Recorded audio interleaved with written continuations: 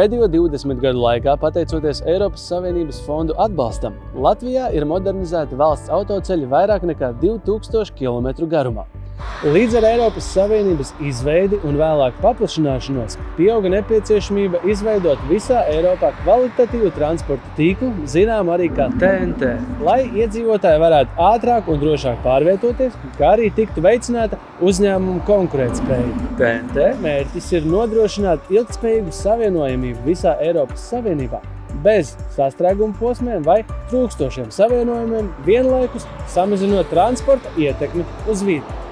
Ar Eiropas Savienības kohēzijas fonda atbalstu no 2014. līdz 2020. gadam 7 Latvijas pilsētās – Liepājā, Ventspilī, Jelgavā, Valmierā, Rēzeknē, Jēkabpilī un Daugavpilī – tika īstenoti transporta infrastruktūras uzlabošanas projekti, kas veicina pilsētu sasaisti ar Eiropas transporta tīklu, vienlaikus uzlabojot pilsētvidi un reģionu konkurētspēju.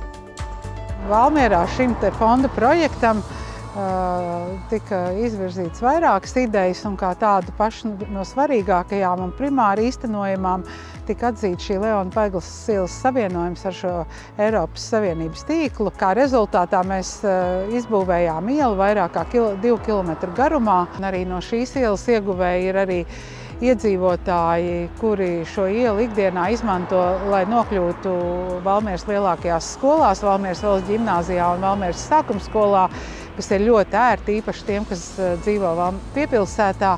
Esam saņēmuši arī ļoti labas atsauksmes tieši par šo jaunizbūvēto gājēju veloceliņu, kas ir ar asfaltbetonu segumu vienā līmenī. Eiropas Savienība ir izvirzījusi vērienīgu mērķi cīņai pret klimata pārmaiņām. Līdz 2030. gadam samazināts siltumnīca efekta gāzu emisijas par 55%.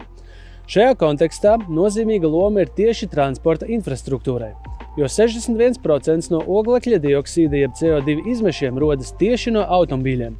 Viens no pasākumiem, lai sasniegtu klimata mērķus, ir elektroauto un to atbalsta infrastruktūras izveide.